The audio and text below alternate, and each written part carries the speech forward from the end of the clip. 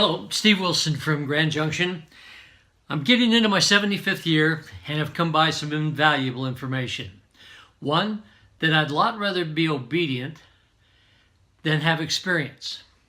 I think I could avoid all of the bad experiences I had if I had been obedient. So it's with that I want you to understand that there are some invaluable trades that we can make. First, what we're trying to get people to understand is that health is not an accident. It is done on purpose, but it's done with a disciplined life. If we're seeking to be healthy, we need to look at the world of emotional well-being, physical well-being, financial well-being, and spiritual well-being. And it's with that I am a creationist, and I'm going to take that position. And whether you are an evolutionist or a creationist, we're working with the same biochemistry today. How we got here probably is argumentative, and it's been going on for many, many years. It's with that said, though, that I'd like to take a position to show you some of the things that I found about design of the cell. And it's within that I found if I functioned with how the body was designed and allow it to do what it does best, then perhaps I could live a life that was not caught up in disease, damage, imbalance, dementia, all of those things that plague senior citizens.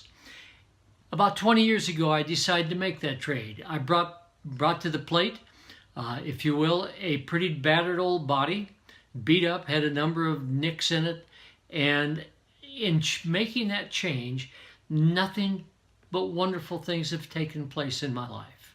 I can tell you from experience of now being able to run in the mountains at my age, being able to have the balance. Some of the things that I was told would never go away have found themselves out of my body. I think it's a value to you as an individual to look at the potential of this.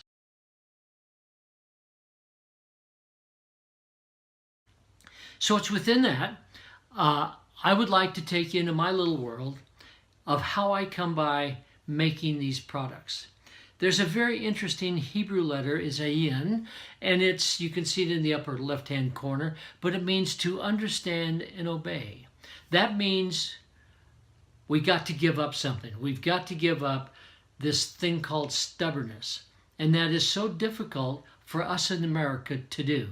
But if that's the case, then you need to come over here to this wonderful word called NACHASH, and it means to learn by experience. Now, the object here is not to learn by experience, but in obedience, maybe we can bypass some of these horrible experiences that we have, ranging from diabetes to cancer to cardiovascular issue and a host of others. So now we need to know that if wellness is about the stability of a whole body, mind and spirit, then how should man live? And those are the questions that I think every one of us asks. And it's basically surrounds this concept. Writing in Proverbs 1, it says to gain an intelligent, disciplined life. And to be right, to be just, and to be fair, for knowledge and discretion. I mean, how much cleaner could it get than to learn things and to understand them? Because in the understanding of what we're doing, it gives us all of the reasons to do it. And I'm going to see if I can't give you all of the wonderful reasons to change your diet and look at some of the common sense approaches that we can take to increasing your flexibility, your endurance, your recovery rate, your mindset. All of these things, cognitive skills, are well within reach of what we are concerned with today. On the other side of this coin, there are those who delight in doing evil. And I think looking at our world government today, in the politics, in the banking system, there are those folks that are not in our best interest. And they take great joy into being deceitful, stubbornly deceitful. In the upper right-hand corner, we have displayed the flagellum of a bacteria. And that little thing propels itself at about 100,000 RPM, and within a quarter of a turn, it can change directions and go the other way. These are things that tell me that there is a creation, a design. On the lower right-hand corner, you're looking at the inside of a mitochondria, kind of a paddle wheel effect, where something rotates at about 10,000 RPM inside each and every mitochondria in your body, of which some cells have as many as 5,000 engines. Suddenly, we're getting a look at how our body functions and at the tremendous speeds that they have in spitting out the energies that you and I need if, in fact, we put the right nutrients. The next side is how we build amino acids. Now, there are 4 given parts that combine with 20 amino acids. And from that 20 amino acids, we have a combination of building some 30,000 different proteins with virtually no mistakes. It is something that no one can really describe to you. And fourthly, I think that we need to understand the importance of the plant. The plant, within its seeds, within all of the things that make this plant grow, is a source of proteins, carbohydrates, fats. The essential object that we want to build ATP is from the fats, but it's essential. Along with that, once the growth of the plant is up, all at once we get this most exciting thing called phenols. They're the elements that literally clean the receptor sides.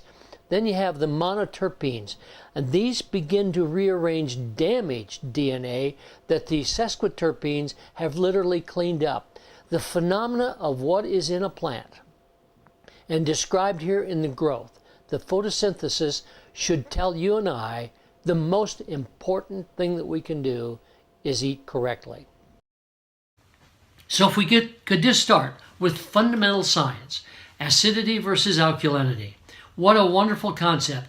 We started with the blood in that if the blood is clean, then probably the liver is clean. If the liver is clean, it affects every organ in your body, from every tissue to your brain to your gut, and so on and so forth. That pH has to be 7.3 to 7.45. Now, what we also know in science is where there's acidity, there is always fatigue and there's disease. That's the environment that disease lives in. So if we could monitor our diet to eat things that when they metabolize left an acid, or an alkaline ash, perhaps we just wouldn't be dealing with some of these things that we call fatigue, mental, emotional, and physical fatigue. Maybe we could have this ongoing, wonderful body that functioned at an all-time high. Think about that. And it's dealing with the proteins derived from meat. And that's hard for me to say because that's the world that I came out of. And I still enjoy my meat once in a while, but I'll guarantee you it's a whole lot less of it and it's prepared correctly. So this is the fundamental approach to health that we're going to take. If we can clean the blood, then every tissue in your body is clean. We find where there is cleanliness, there is efficiency. There is flexibility. There is a host of things that allows you to perform, and by the way, that's what our life is all about, is performance. This is a principal concept of your performance, is a clean tissue. If your body's not clean, you are not healthy. Now I take it from a Hebrew position, and I'm a kind of a covenant guy, so you'll have to deal with that. But it tells me in covenant form that if I will live in accordance to the principles, eating principles, financial principles, emotional principles, things that I watch and look at, if I'll deal within these perimeters, then I'll be a blessing. I'll have a blessing in abundance, and my barns will be filled. Now that's kind of an interesting thing because I'm not into prosperity theology, but mine is just being healthy. I'm very, very happy and content with where I am in life. But we'll have these incredible treasures to share with people, to give them maybe a tool in which they can become healthy. Along with that, it gives us another little angle here that says, but if you choose not to live in obedience, then I'm going to bless you with a host of other things. But one of the words that jumped up and got me was this thing called inflammation. You see, where there is inflammation, there's always disease and there's always fatigue. That talks about the eating side, where we're concerned with right at the moment.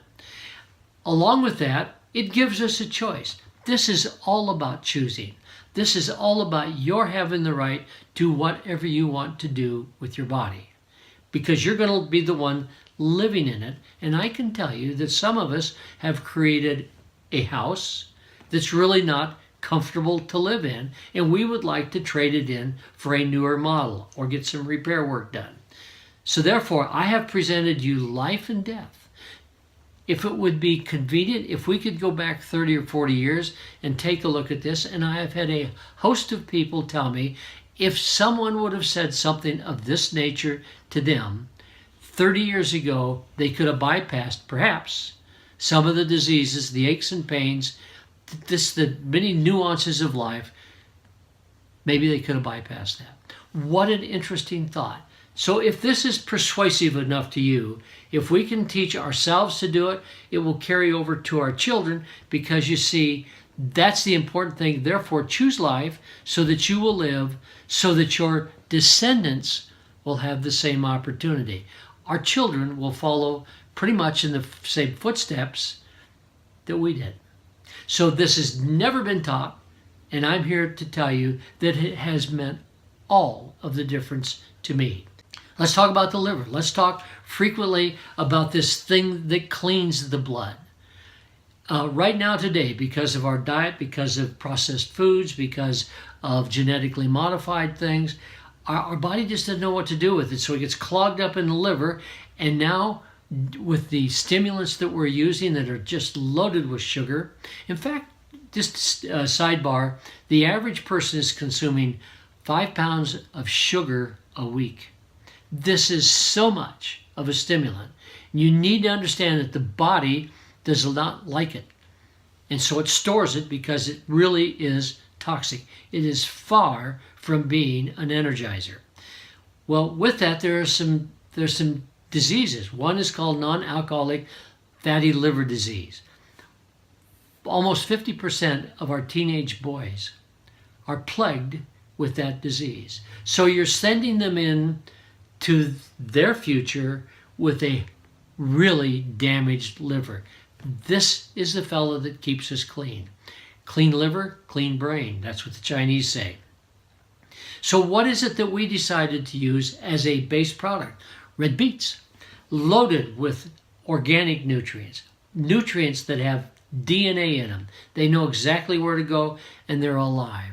There is such a story to be told just within that realm of choosing an inorganic versus an organic nutrient.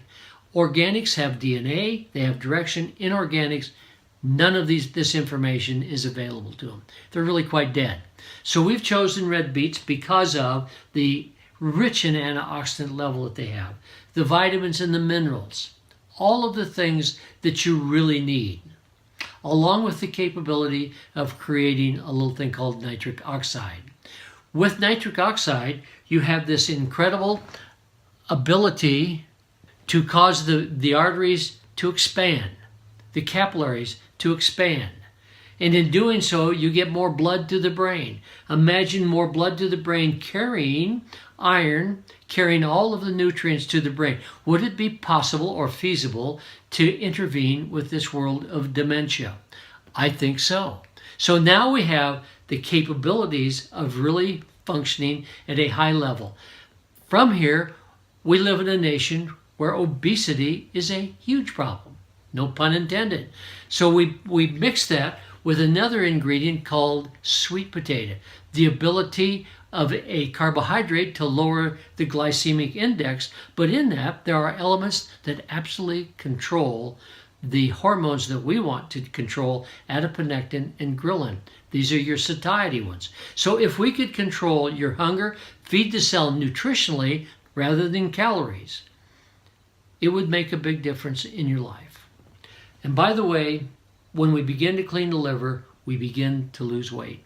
So the products that we put together are designed specifically for that. As we continue to understand this, where the old sugar goes, it goes into some really incredible areas, such as visceral fat that surrounds the organs of the body, surrounds the body itself. In fact, it has an incredible ability to do whatever it's going to do. It gets as big as it is, but you got to keep in mind that fat is where your body literally stores toxins. So the more toxins you have, think about it this way, the bigger you're going to get. And when these things are passed to tissue, things of that nature, then your body is just so toxic that you will find yourself just being fatigued. So that's why we want to say, let's eat fat.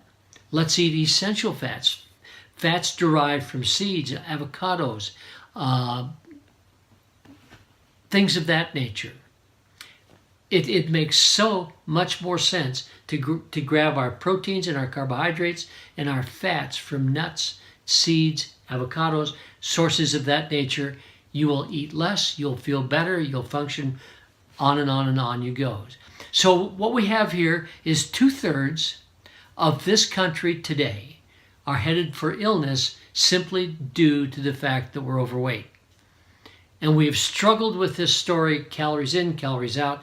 It is not the way we should lose weight. We need to look at this and understand that once we trigger the leptin hormone, the fat-burning hormone of the body, it will in turn convert this fat back into energy and you'll begin to shrink. But we have got to understand to control that is a major job to do. Declaring out of the beginning, the end.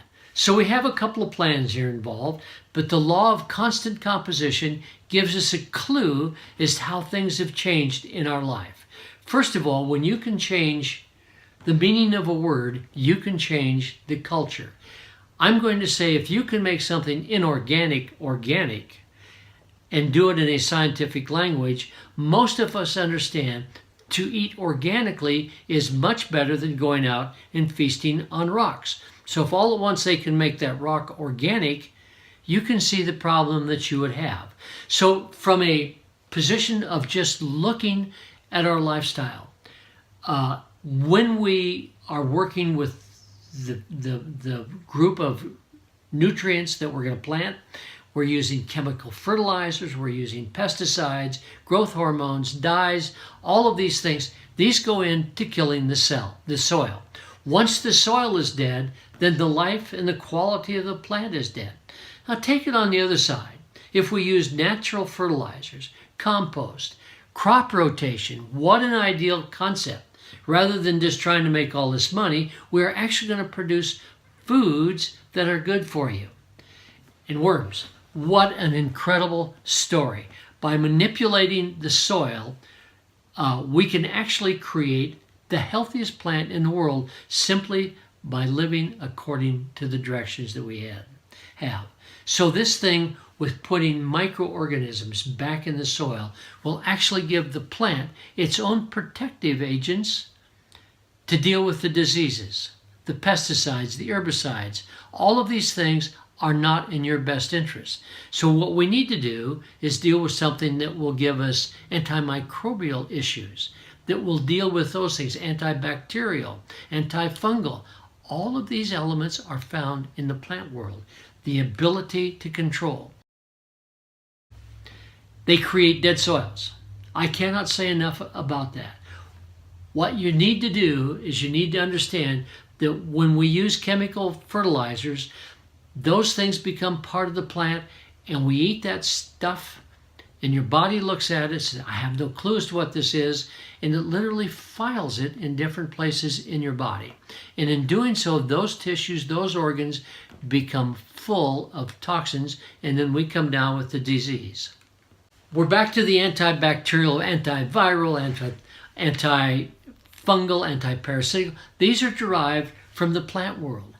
If you could think with me in terms of frequencies, this will make all of the difference in the world in terms of how you function. A healthy human brain functions in a megahertz speed of about 71 to 90. Cancer lives in a frequency of 42. These are things that you can research on the internet. Foods that are processed have a frequency that's 0, meaning they're dead. Why would you put that stuff in your body to affect all of the functions of your body? Your digestive tract, the tissues, your brain. It's called cell junk. We can't get it out of the body. And all at once you're left as though you're a garbage disposal for what people are manufacturing, making money over, and they make it taste good chemically so that you will continue to eat it. I'm suggesting that when you do this, you introduce the drugs into the world so that you can keep eating this stuff and not feel the pain. On the other side, we're back into the phenols and the monoterpenes and the sesquiterpenes. These are the fellows that we need in our life to deal with the diseases that are coming down the pike. So when you can create something that's synthetic, create it in a lab that you can create in soil, then all at once it's deemed as natural. And they can throw that into the labeling to where you think you're buying something natural when actually it's a chemical. You need to understand these things because we go back to the meaning that if you can change the meaning of a word, you can change the culture. This is an important feature of what we're talking about. So if we go back a few years to 1938 when this whole thing started, the argument was then, because of the processed foods that were being built, that the people like myself said those are not real, so let's call them imitation foods. They argued this for years and years and years. Finally, in 1973, they came up with a compromise and said, we'll call them nutrients. That's the changing of the language that I'm talking about. As you look at the nutrient listing on your foods, perhaps you're looking at something that's more chemical than it is really nutrient. And we think in terms of calories, you should think in terms of real live foods.